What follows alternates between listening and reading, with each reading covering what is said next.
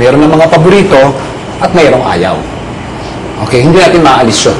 Di ba? Lagi kong sinasabi sa inyo na you cannot please everybody. At bilang mga awit, imposible na magkaroon ng isang mga awit, isang performer, maging mga awit man o maging artista, na magugustuhan ng lahat. Lalo-lalo na siguro, yung katotohanan nasa Pilipinas tayo. Ang Pilipino, likas sa kanyang katauhan ang maging pintasero.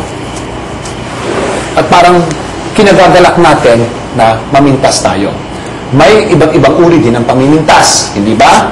May mga pamimintas na pinipintasan ka o pinupuna ka dahil ang gusto ng taong yon ay ikaw ay maging mas magaling kaysa sa ginagawa mo. In other words, constructive criticism. Okay? At mayroon din namimintas for the sake of pamimintas. May mga pamimintas na tatanggapin ninyo dahil ay totoo ang sinasabi nito, pues pwede nating ma-improve ang sarili natin kung pakikinggan natin ang pamimintas na ito. At meron din mga pamimintas na panlalait.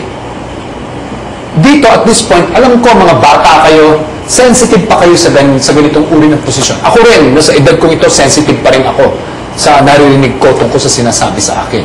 Pero at this point, dapat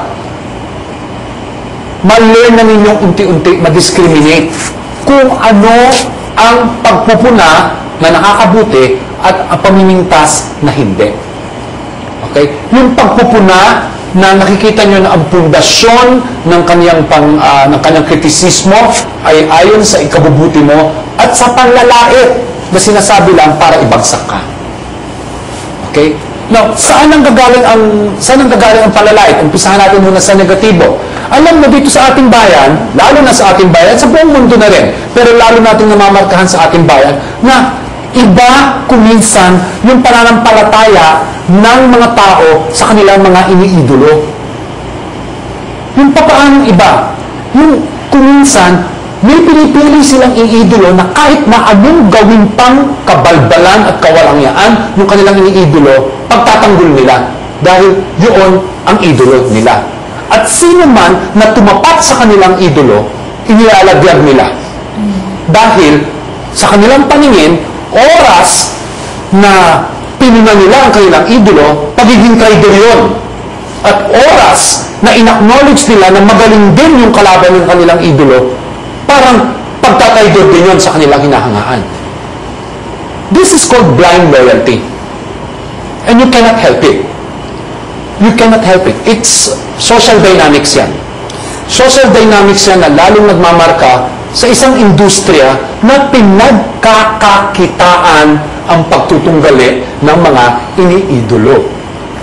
Uulitin ko, yan ay bahagi ng mekanismo ng media para pagkakitaan ang pagtutunggali ng mga iniidolo. Naintindihan niyo ba ako? Okay, a good example. Okay, when you trace to the history of Philippine popular culture, laging mayroong mga pinagbabanggang mga idolo. Panahon ito, iba hindi nyo nakilala, sige, kilala nyo siguro, no? Yung kapanahonan nila, Susan Roses versus the fans of Amalia Fuentes. Okay? Yung mga fans ni Nora Honor versus the fans of Vilma Santos. Okay? Hindi ba? May mga panahon na Sharon Cuneta and Maricel Soriano. Hindi ba? Martin Rivera versus Gary Valenciano. Hindi ba? It cannot be helped. Bahagi yan ng kabuuan ng kultura. Now, how does that affect you? How does that affect you guys? Guys, pipiliin ninyo ang mga bagay na pinapasok ninyo sa inyong utak. May mga bagay na pinakikinggan at may mga bagay na dapat marinig nyo lamang. Ay, magkaiba yung dalawang yon.